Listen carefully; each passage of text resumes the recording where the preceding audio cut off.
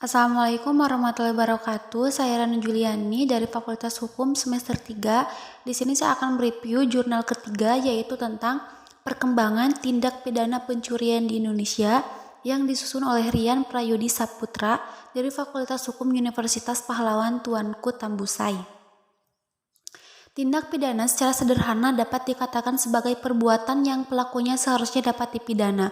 Menurut Multaljatno, perbuatan pidana hanya mencakup perbuatannya saja. Sebagaimana dikatakan bahwa perbuatan pidana hanya menunjukkan kepada sifat perbuatan saja, yaitu sifat dilarang. Dengan pidana, kalau dilarang, dengan demikian terdapat dua macam konsep dasar tentang struktur pidana, yaitu yang pertama, penyatuan antara perbuatan dan pertanggungjawaban pidana atau kesalahan yang membentuk tindak pidana.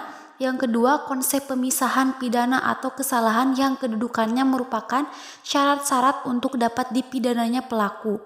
Yang kedua, tindak pidana pencurian adalah gejala sosial yang senantiasa dihadapi oleh masyarakat. Berbagai upaya yang dilakukan oleh pihak yang berkewajiban maupun warga masyarakat sendiri untuk menghapusnya. Akan tetapi, upaya tersebut tidak mungkin akan terwujud secara keseluruhan. Perkembangan kejahatan, terutama tindakan yang merupakan semakin meningkat, suatu hal yang merupakan dampak negatif dari kemajuan yang telah dicapai oleh negara kita. Menurut KUHP, pencurian adalah mengambil suatu barang yang merupakan milik orang lain dengan cara melawan hak orang lain. Untuk lebih jelasnya, dapat kita lihat dalam pasal 362 KUHP. Pasal 362 KUHP berbunyi, barang siapa mengambil suatu benda yang sebagainya atau seluruhnya merupakan kepunyaan orang lain dengan maksud untuk menguasai benda tersebut secara melawan hukum karena bersalah melakukan pencurian, dipidana dengan pidana selama-lamanya 5 tahun atau dengan pidana dengan denda setinggi-tingginya Rp900. Yang dilarang dan diancam dengan hukuman di dalam kejahatan ini adalah perbuatan mengambil, yaitu mengambil suatu benda di bawah kekuasaannya secara mutlak dan nyata. Tindakan pidana pencurian dalam bentuk pokok seperti yang diatur dalam pasal 362 KUHP itu terdiri dari unsur subjektif dan unsur objektif. Unsur subjektif atau dengan maksud untuk menguasai benda tersebut secara melawan hukum. Perkataan menguasai dalam pasal 362 KUHP merupakan terjemah dari Jitstoinen yang menuntut memori van Telhesting, mempunyai arti sebagai menguasai suatu benda seolah-olah ia adalah pemiliknya, yaitu misalnya perbuatan memiliki bagi dirinya sendiri, memberikan kepada orang lain, menjual atau menggadaikannya. Unsur objektif, hij atau barang siapa, wegman atau mengambil, perbuatan mengambil itu telah selesai apabila benda tersebut telah berada di tangan si pelaku, walaupun seandainya benar bahwa ia kemudian telah melepaskan kembali barang tersebut. Nah, bagaimana sih caranya hukum bagi pelaku tindak pidana pencurian? Pencurian biasa ini perumusannya diatur dalam pasal 362 KUHP yang menyatakan barang siapa mengambil suatu benda yang sebagian atau seluruhnya merupakan kepunyaan orang lain dengan maksud untuk menguasai benda tersebut secara melawan hukum karena bersalah melakukan pencurian, dipidana dengan pidana selama-lamanya 5 tahun atau dengan pidana denda setinggi-tingginya Rp900. Pencurian dengan pemberatan atau pencurian yang dikualifikasikan diatur dalam pasal 363 KUHP dan 365 KUHP.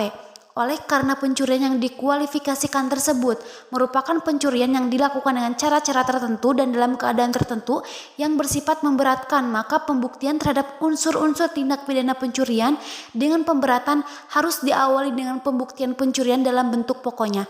Yang pertama, dengan pencurian pemberatan yang diatur dalam pasal 363 KUHP. Pencurian yang diatur dalam pasal 363 KUHP dirumuskan sebagai berikut. Yang pertama, dihukum dengan hukuman penjara selama-lamanya 7 tahun.